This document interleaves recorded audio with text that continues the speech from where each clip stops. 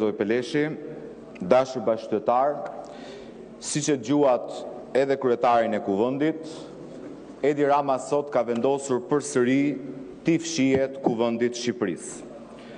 Zoti kryetar ka një keqkuptim të madh në përgjigjen që ju i keni kthyer grupit parlamentar të Partisë Demokratike mbi këtë interpelancë.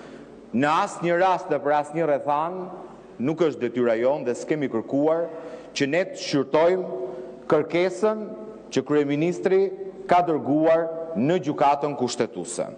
Ajo për cilën kemi kërkuar interpelancë me kryeministrin është eksaktësisht ndërhyrja institucionale e kryeministrit në një çështje në hetim, mbajtja në detyrë e një ministri apo zyrtari të marrë të pandehur për abuzim me disa tendera publik dhe ndërkohë nën hetim për disa tendera tjerë, si dhe ngritja e pretendimeve në kërkesën që ka dorëzuar në gjykatën kushtetuese në emër të Kuvendit të Shqipërisë, pa e konsultuar Kuvendin e Shqipërisë.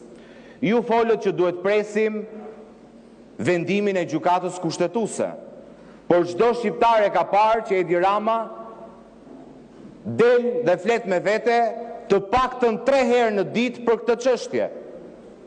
Del dhe mbron të pandehurën ministre të paktën 3 herë në ditë me video selfie apo postime në Twitter si një mjet presioni ndaj gjykatës kushtetuese. Pra një njeri që flet nga mëngjesi deri në darkë vetëm për këtë çështje, ka vetëm këtë shqetësim, i fshihet deputetëve të Kuvendit të Shqipërisë. I fshihet llogaridhënies në Kuvendin e Shqipërisë. Dhe në këtë rast fshihet pas një shkresë tuaja që thoni ne nuk mund të shqyrtojmë kërkesën e gjykatës kushtetuese. S'kemi kërkuar këtë. Kemi kërkuar që kryeministri vi dhe t'japi llogari këtu se cili është motivi që sot që ne flasim ka në kabinetin qeveritar numrin 2 të pandehur nga Spaku për abuzime me tendera. Dvi këtu dhe të flasi, pse është bërë kryeministri i parë në historinë e botës që ndërhyj në një çështje konkrete në hetim, duke kërkuar, zoti kryetar, se s'ka kërkuar vetëm interpretim, ka kërkuar në emër të Këshillit Ministrave shfuqëzimin e vendimit numër 118 datë 19/11/2025 të gjykatës kundër korrupsionit dhe krimit organizuar për pjesën që ka disponuar vendosjen e masës ndaluese ndaj pandehurës Belinda Balluku. Ç'punë ka kryeministri që shndërron institucionin në zyrë avokatie ndaj një të pandehure? Pse do duhet kryeministri të bëhet palë në një çështje ku nuk është palë? Por shqiptarët e dinë përgjigjen, ai duhet ishte këtu për të dhënë të pavërtetat e tij, por shqiptarët e dinë përgjigjen. Ai vetë pranon përmes kërkesës që ka çuar në gjykatën kushtetuese që është bashkëfajtor me Belinda Ballukun, që do duhet ishte marrë në fakt bashkë i pandehur me Belinda Ballukun në këtë çështje. Dhe kërkesën nuk e ka bërë për llogarit Belinda Ballukut, e ka bërë për llogari të vetes vetë, sepse urdhëruesi i aferës së tenderit llogaras është Edi Rama.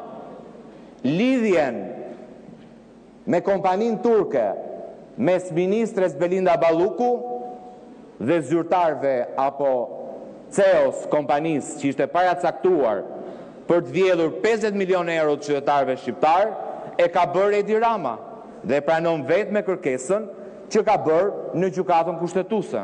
Do duhet vi këtu dhe të sqaroj shqiptarët se pse gënjeu publikisht për llogarit Belinda Ballukut, ku na citonte vendime që nuk ekzistojnë të Komisionit Venecias.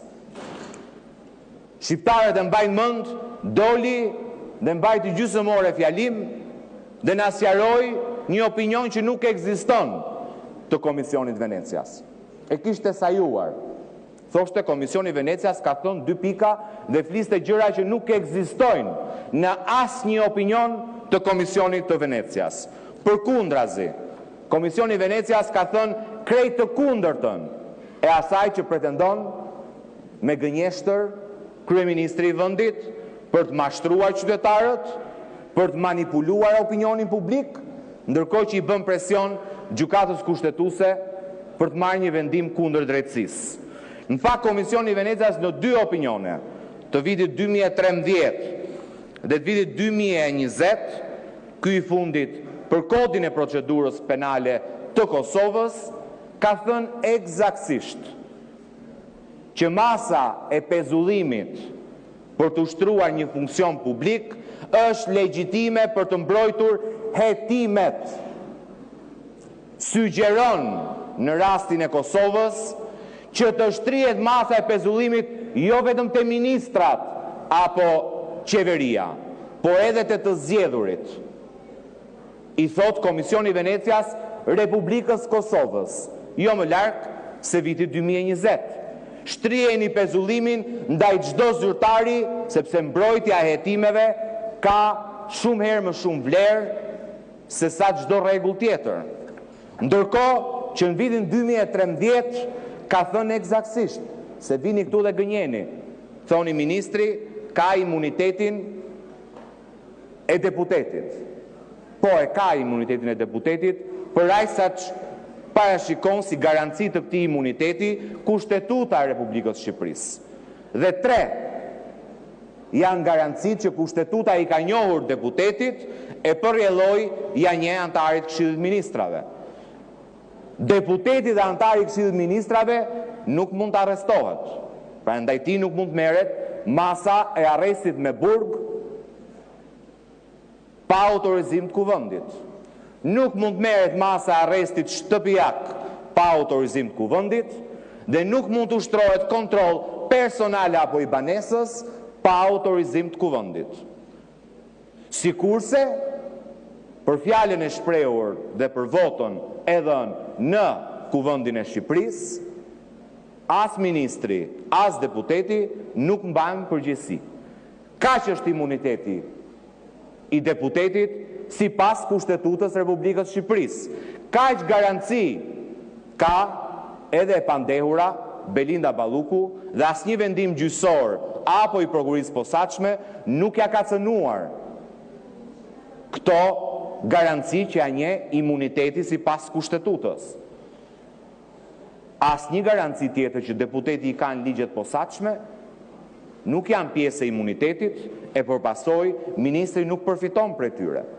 Kushtetuta e Republikës Shqipërisë, se dalin këtu dhe janë bërë lloj-lloj kush nuk flet, është miratuar në vitin 1998. Aty është lënë garancia e imunitetit ministrit e përrjelloi, deputetit dhe përrjelloi ministrit. Dispozita e kodit penal që ndalon pezullimin e deputetit është e vitit 1995, 3 vjet përpara se të miratohet neni 103 i Kushtetutës.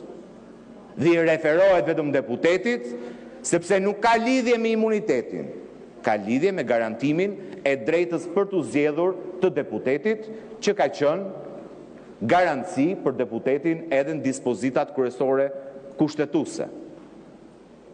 Tani ky merr këtë dhe bëhet bashkë i pandehur, pa e marrë askush deri më tani, dhe ku them deri më tani e kuptoni që do i vi ralla shumë shpejt, bëhet bashkë i pandehur dhe pa ditë në gjykatë kushtetuese, si rasti i parë në historinë botërore, një vendim individual për të zbërë një masë individuale sigurimi. Dhe për këtë do duhet vi të jap llogari në kuvend. Pse ka ndërhyrë në këtë çështje të drejtësisë, pse ka shpallur veten bashkë pandehur me Belinda Ballukun, pse nuk e shkarkon Belinda Ballukun, sepse kuvendi mund të ketë vullnet për ta shkarkuar ministren. Por kërkohet propozimi i kryeministit dhe procedura përkatëse dekreti presidentit dhe më pas vendimi i kuvendit. Ka marrë votbesim nga ky kuvend, do duhet vi të jap llogari këtu, sepse e ka të domosdoshme të mbaj një të pandehur si ministre. Pse gënjen ku thot është bllokuar puna e qeverisë? Do duhet vi këtu. Por nuk vjen dot, sepse është mësuar të flasë. ta përfundoj fjalën. Është mësuar të flasë me veten, flet vetëm në video me veten, nuk don njëri përballë, sepse nga mëngjesi deri në darkë është mësuar t'i thotë shqiptarëve vetëm gënjeshtra. Faleminderit.